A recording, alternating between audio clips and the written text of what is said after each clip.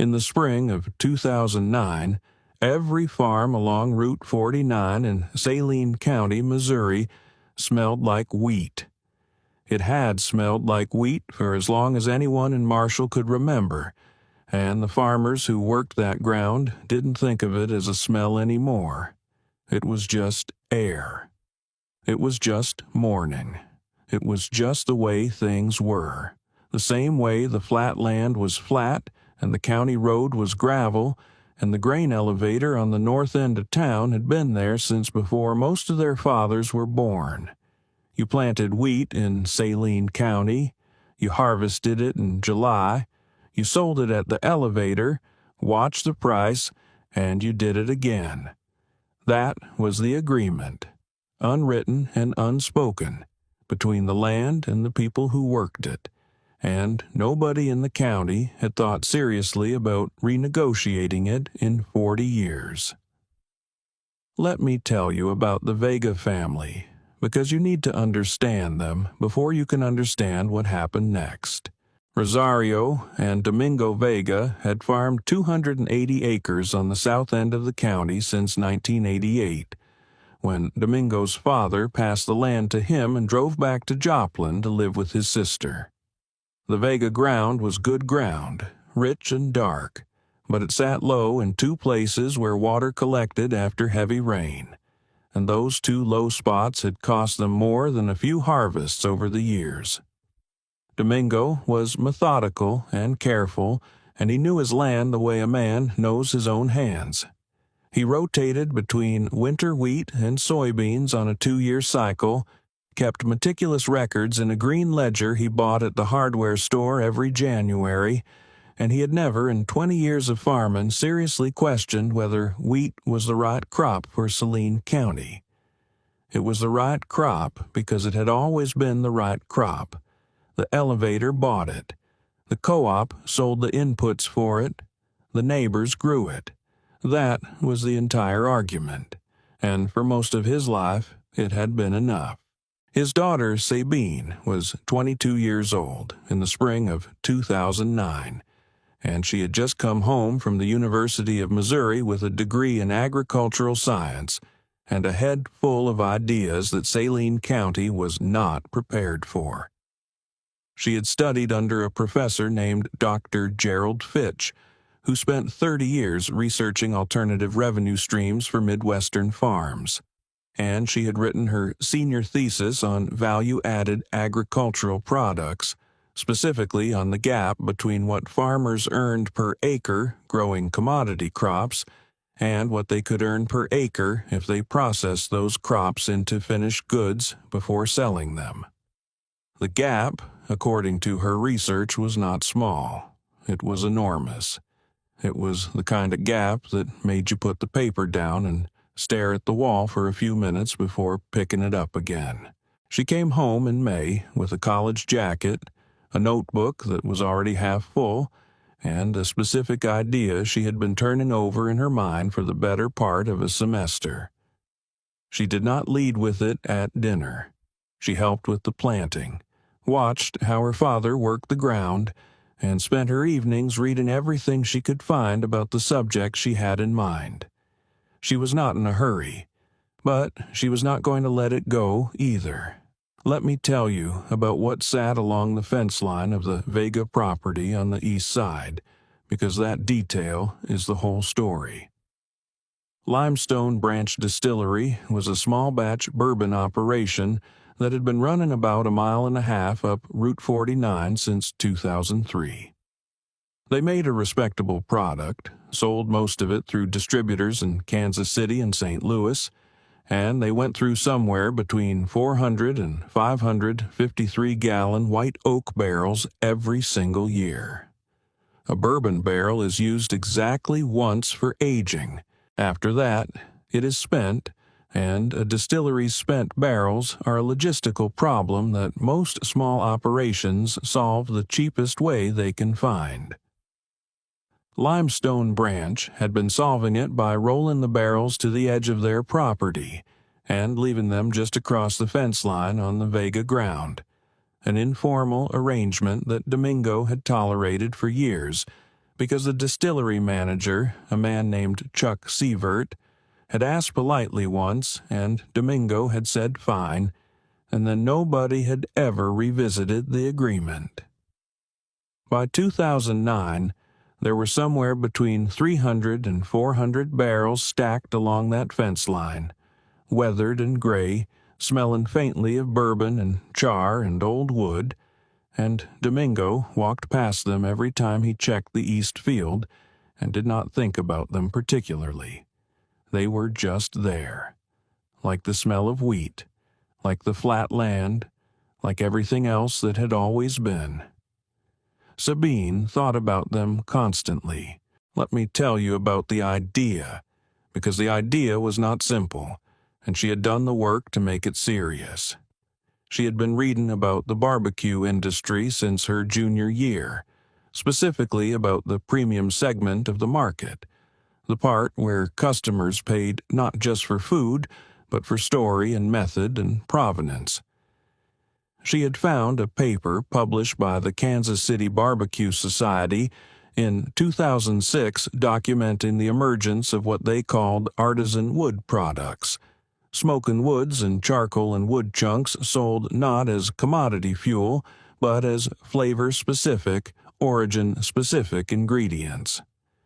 The paper noted that premium smoking wood was selling for between $8 and $22 per pound at specialty retailers, while commodity firewood of equivalent weight sold for less than 40 cents a pound.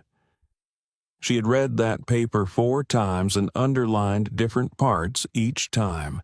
She had also found research from a food science program at Texas A&M that documented the specific flavor compounds released when food was smoked over whiskey barrel wood versus standard oak. The charred interior of a bourbon barrel, the research showed, had absorbed years of spirit and had developed a layer of caramelized wood sugars that, when burned slowly at smoking temperatures, released compounds including vanillin, guaiacol, and syringal in ratios that produced a flavor profile described by trained tasters as deeply complex, sweet-forward, and distinctly different from unaged oak. The paper used the phrase irreplaceable flavor matrix, and Sabine had circled that phrase in red ink.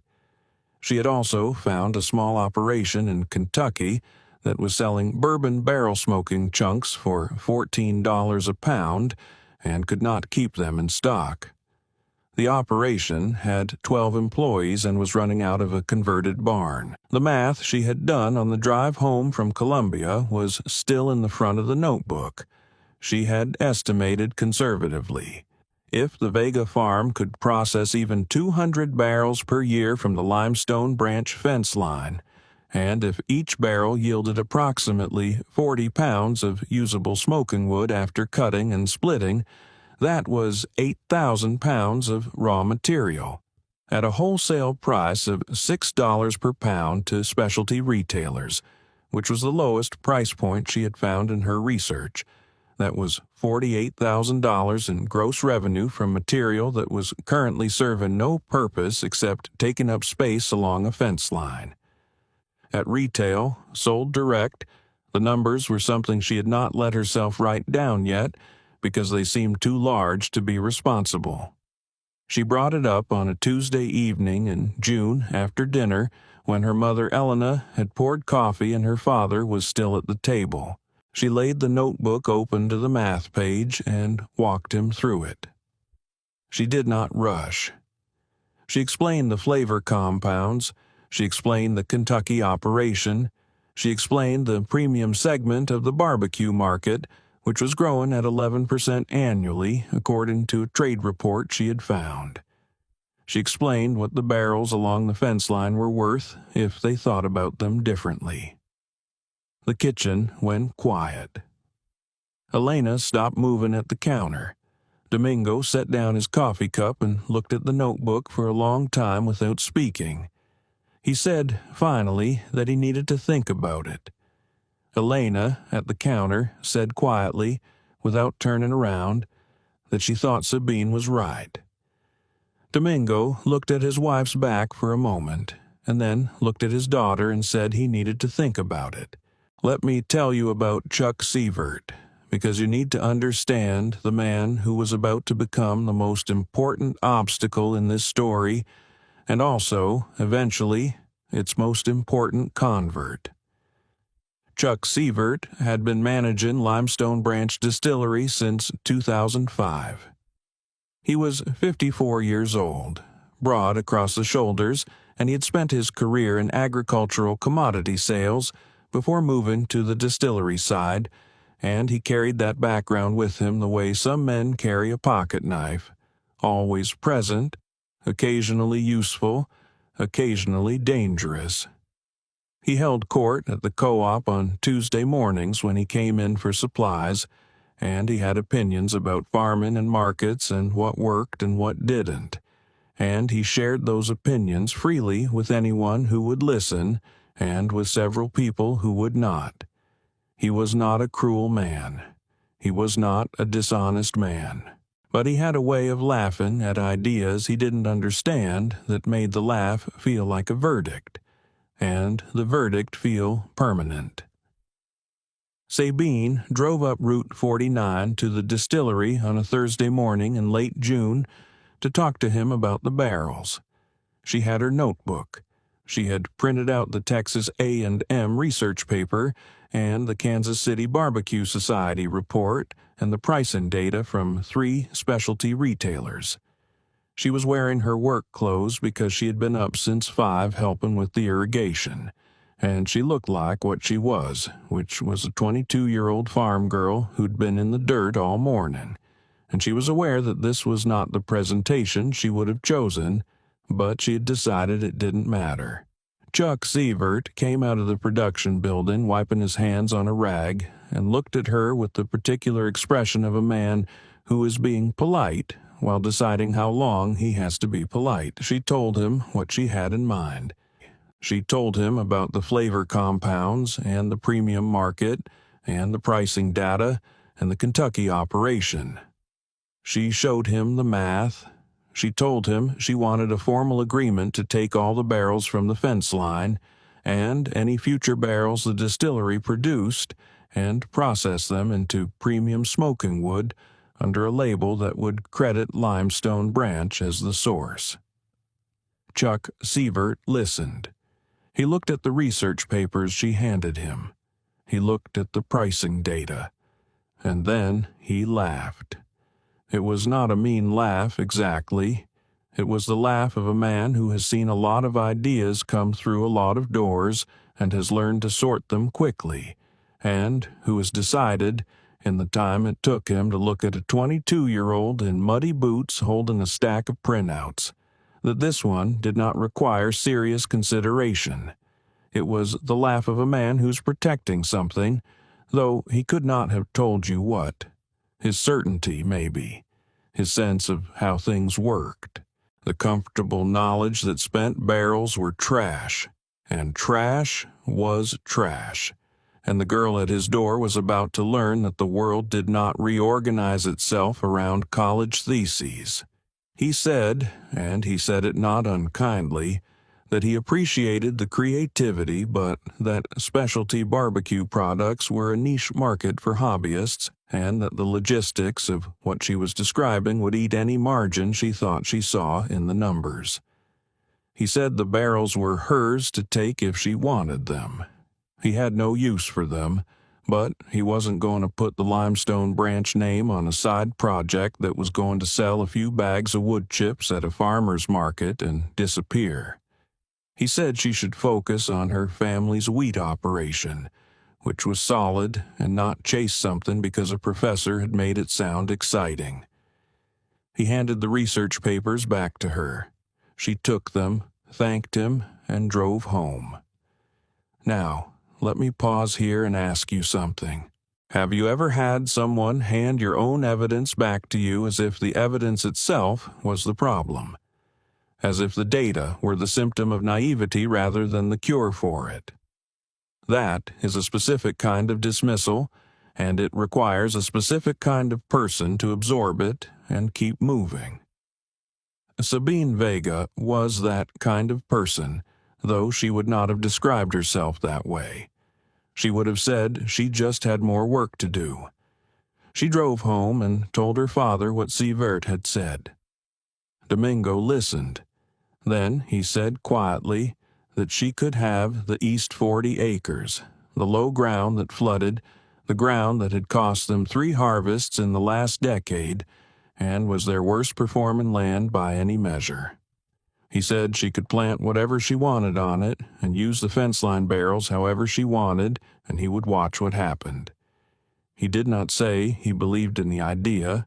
He said he would watch. That was enough. Let me tell you about the first year, because it was not glamorous and it was not easy. And it is the part of the story that gets left out when people talk about what Sabine Vega built. She spent the summer of 2009 learning to cut barrels. A bourbon barrel is not easy to disassemble.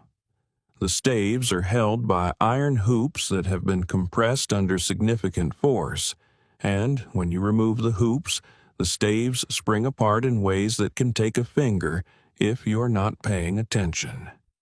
She learned from a YouTube video from a retired cooper named Ellis Vandermeer, who lived 20 minutes south and who came out twice to show her the right way to use a barrel splitter, and from making enough mistakes that she developed her own system that was faster and safer than anything she had seen demonstrated. By September, she had processed 63 barrels and had approximately 2,500 pounds of cut, split, and dried barrel stave wood in varying sizes, from large smoking chunks down to fine chips, and she had built a drying rack system from lumber and chicken wire in the barn that her father looked at once and said nothing about, which she had learned to interpret as approval. She had also designed a label.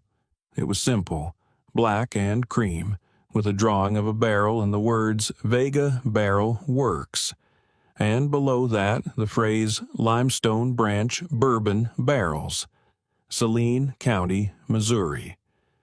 She had called Severt twice more about the co-branding, and he had declined twice more, politely, and she had decided to note the barrel source on the label without his formal endorsement, and see if he objected, which he did not. Perhaps because he still did not believe anything would come of it. She drove to Kansas City in October with 200 pounds of product in the bed of her father's truck, packaged in the brown craft bags with the black and cream label, and she spent 3 days visiting specialty food stores, barbecue supply shops, and one restaurant supply company. She left samples everywhere. She sold 42 pounds at a barbecue competition she found through a Facebook group, standing at a folding table she had borrowed from the church, and the people who bought the chunks came back to the table and said things she wrote down in her notebook verbatim because she wanted to remember them exactly. One man, a competition pitmaster from Overland Park, held a chunk under his nose for a long time and said he had never smelled anything like it, and asked how much she had. She told him she had about 150 pounds available. He bought 60. She drove home with $847 in cash and a list of 14 contacts who had asked her to follow up. Let me tell you about what the next 2 years looked like in numbers, because the numbers are the story. In 2010, Sabine processed 140 barrels, yielding approximately 5,600 pounds of product. She sold through 8 specialty retailers in Kansas City and St. Louis, 3 barbecue competition supply vendors, and a small but growing direct mail list she had built from the competition circuit. Gross revenue for the year was $34,200.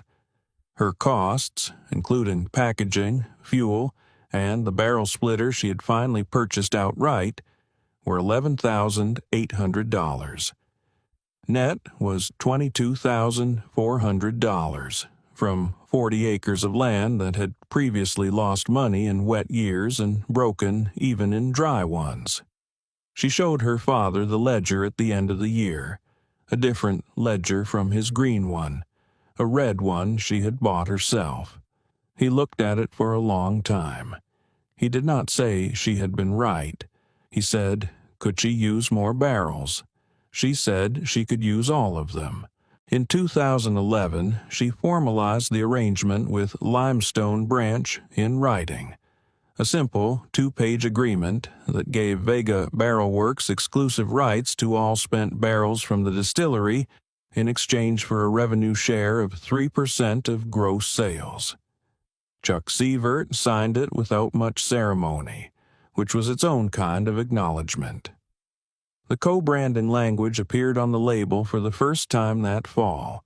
By December of 2011, gross revenue had reached $89,000, and she had hired 2 part-time workers, both of them neighbors' sons who had been between jobs, and she had converted the entire barn to processing and storage and built a second drying structure behind it. The community had noticed, in the way that small communities notice things, which is sideways and slow and accompanied by the particular silence that falls when people who laughed at something are trying to figure out whether they were wrong. At the co-op on Tuesday mornings, the conversations about Vega Barrel Works had gone from dismissive to curious to something approaching respect, though nobody said so directly. Farmers drove the long way on county roads to go past the Vega property and look at the operation without stopping. Chuck Severt, who still held court at the co-op, had stopped mentioning Sabine's project in the way he used to mention it, which was with the particular tone of a man humoring a child. He had simply stopped mentioning it, which was different. Let me tell you about the science, because it is the part of this story that explains why what Sabine built could not have been built by anyone who was just guessing. The flavor profile of bourbon barrel wood is not an accident, and it is not a gimmick. It is chemistry, and the chemistry is specific and reproducible, and understanding it was what separated Sabine's product from the barrel wood that other people were beginning to sell by 2011. Because other people were selling it without understanding why it worked. A white oak barrel used for bourbon aging undergoes a process called alligator charring on its interior surface, typically at a char level of 2, 3, or 4, with 4 being the deepest. The charring creates a layer of activated carbon that filters the spirit during aging, and simultaneously creates a zone of caramelized wood sugars just beneath the char layer.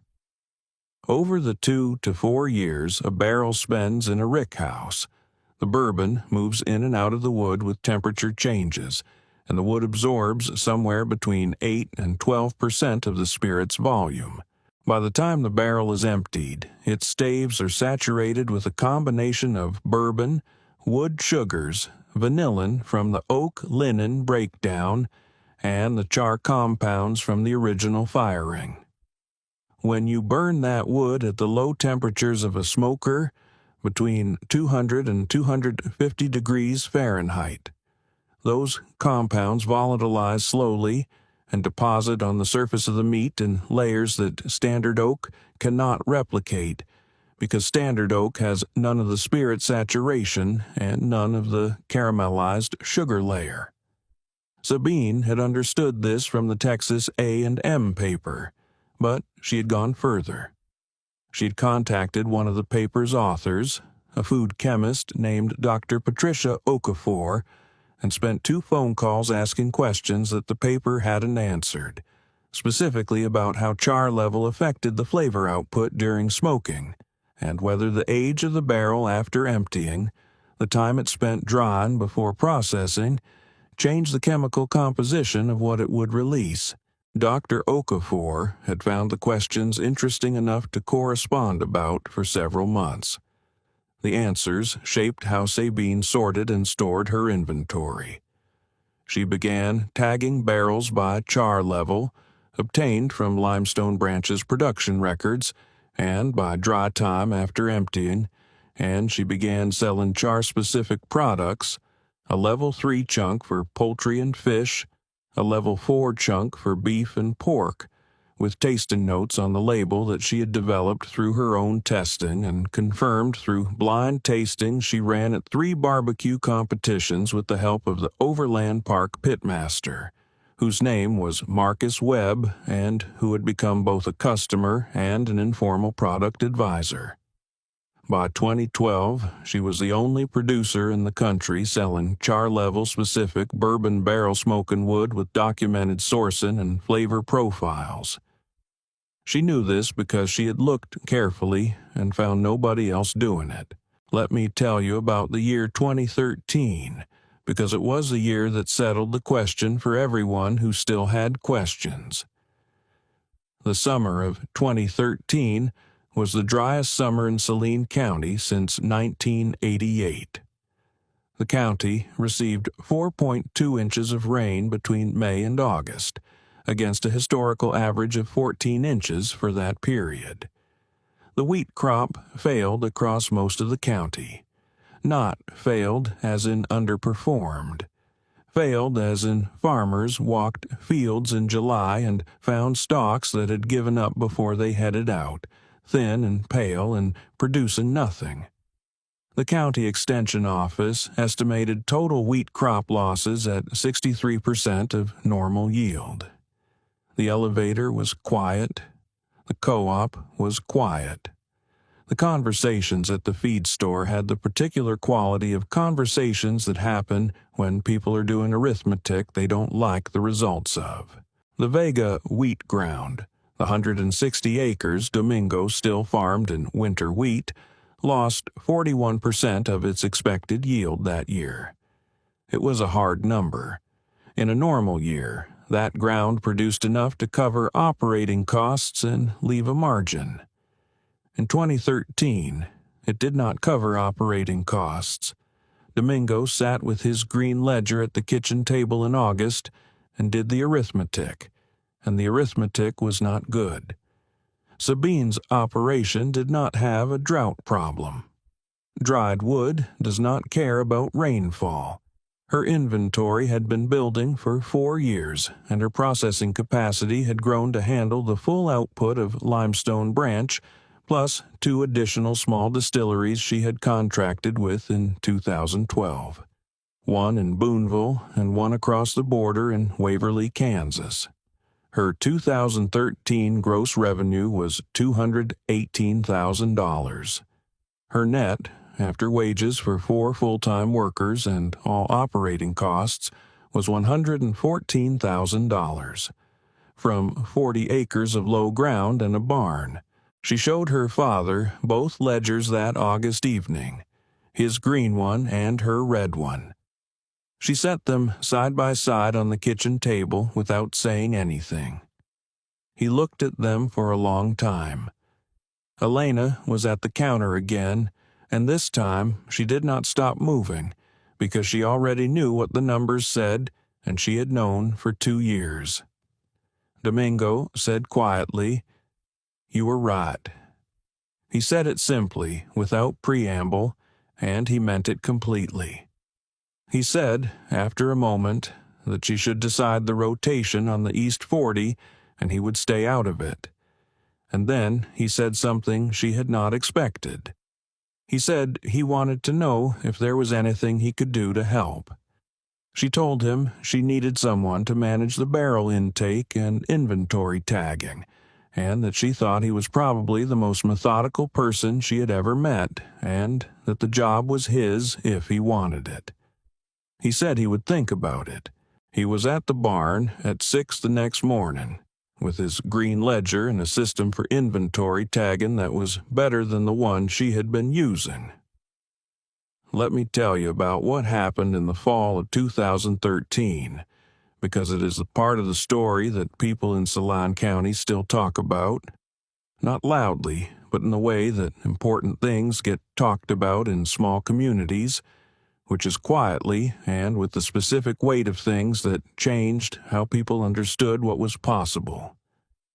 Chuck Severt drove his truck down Route 49 and turned into the Vega property on a Tuesday morning in October, the first Tuesday in 3 years that he had not been at the co-op holding court, and he parked near the barn and got out and stood looking at the operation for a moment before Sabine came out to meet him. The barn had been expanded twice. There were 4 workers moving through the processing area. There was a commercial label printer running. There were pallets of finished products staged near the loading dock, craft bags in 3 sizes, each with the black and cream Vega Barrel Works label, waiting for a freight pickup that afternoon.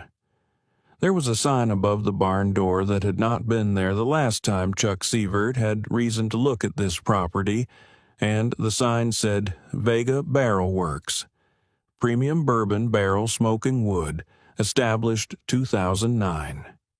He looked at the sign for a moment. Then he looked at Sabine. He said he had been thinking. He said the drought had been hard on a lot of operations in the county, and he had been watching what she had built, and he thought there might be a way for the distillery to be more formally involved, more than the 3% revenue share, something more like a real partnership, because he thought the Limestone Branch name could do more work on the label than it was currently doing, and he had contacts in the distribution side that might be useful. Sabine looked at him for a moment. She said, "Chuck, do you remember what you told me in June of 2009? He said he remembered the general conversation.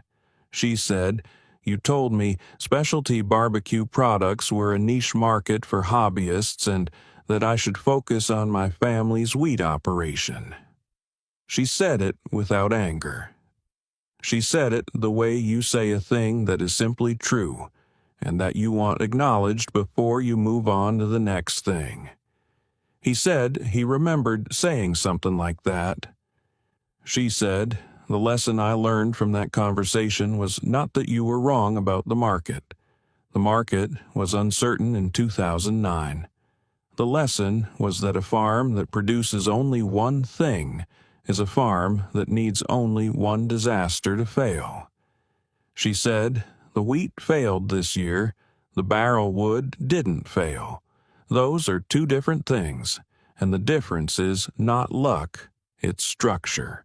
She said she appreciated that he was willing to talk about a deeper partnership, and she was willing to have that conversation.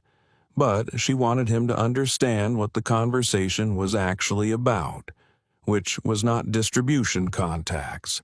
It was about whether Limestone Branch was willing to commit to Vega Barrel Works as a long-term partner, or whether he was here because the drought had made him nervous, and she was the most stable operation on this end of the county.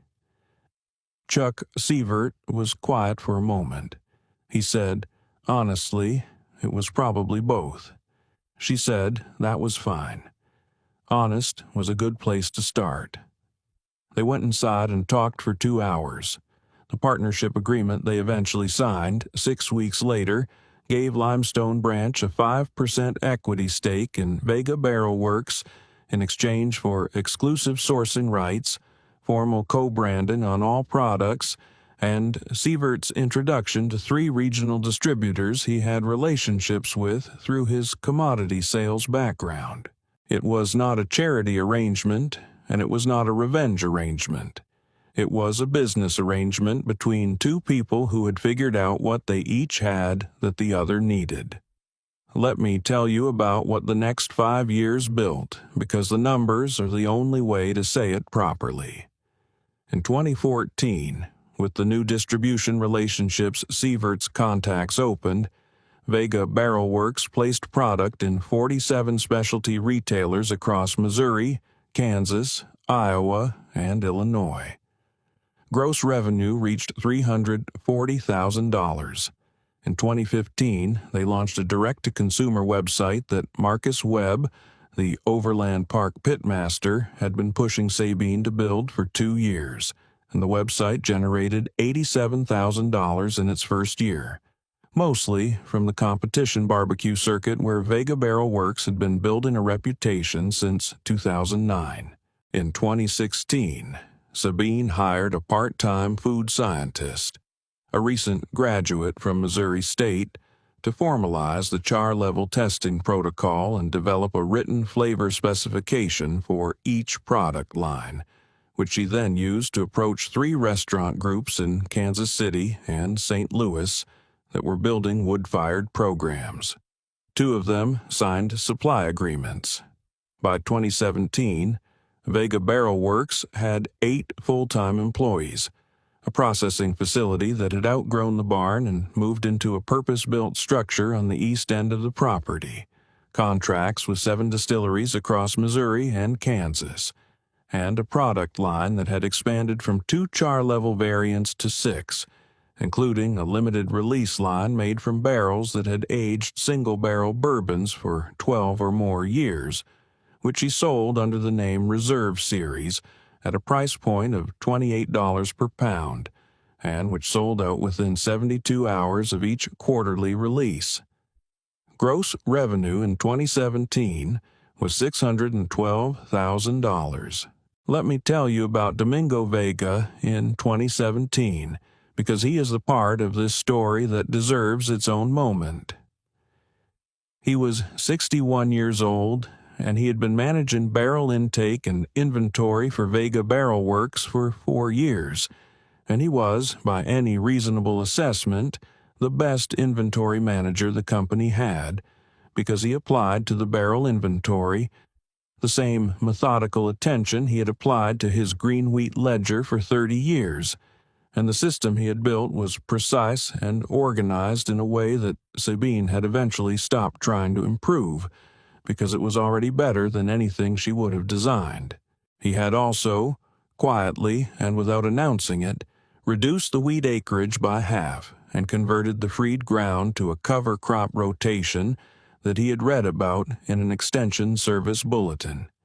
Not because Sabine had suggested it, but because he had started reading differently after 2013, reading the way a man reads when he has decided that what he thought he knew might not be all there is to know. He was in the audience at the Missouri Specialty Agriculture Conference in Jefferson City in October of 2017, when Sabine gave a 40-minute presentation on the value-added processing model to an audience of about 300 farmers, extension agents, and agricultural lenders. She talked about the gap between commodity crop revenue and processed product revenue. She talked about the bourbon barrel supply chain and the flavor science and the direct-to-consumer channel and the competition barbecue market as a customer acquisition pipeline. She showed the revenue trajectory from $847 in cash at a folding table in 2009 to $612,000 in 2017. She showed the per-acre revenue comparison between the Vega wheat ground and the Vega Barrel Works operation on the same land footprint. The wheat ground, in a good year, produced about $340 per acre. The Barrel Works operation, on 40 acres plus the processing structure, was producing the equivalent of more than $15,000 per acre in revenue when you allocated the facility costs back to the land. When she finished, the room was quiet for a moment in the way that rooms are quiet when people are recalculating something. Then it was not quiet. There were questions for 40 minutes after the session was supposed to end, and the extension agents in the room were writing things down, and 2 agricultural lenders came up afterward and gave her their cards. Domingo was standing near the back of the room. When she looked up from the conversation with the lenders, she found him. He was not doing anything in particular. He was just standing there, watching her, with the expression of a man who has understood something that he did not have words for yet, and is not going to try to find words for it right now. She held his eye for a moment. He gave a single, slow nod. She turned back to the lenders. Let me tell you about what the operation looks like now, because the story does not end in 2017, and it does not end with a number. Vega Barrel Works has sourcing agreements with 14 distilleries across 4 states. The product line includes smoking chunks, smoking chips, grilling planks, and a line of barrel-aged salt and spice rubs developed in collaboration with a food scientist that Sabine hired full-time in 2019. The Reserve series has a waiting list. The direct-to-consumer channel accounts for 40% of revenue. The company has 11 full-time employees, most of them from Saline County, and the purpose-built processing facility is 3 times the size of the barn it replaced. The fence line on the east side of the Vega property is clean now. The barrels come in on a scheduled delivery from Limestone Branch and from the other contracted distilleries on a timetable that Domingo manages with a precision that would make a logistics coordinator envious. The stacks of gray-weathered barrels that sat along that fence for 12 years before Sabine came home from Colombia are gone, processed, and sold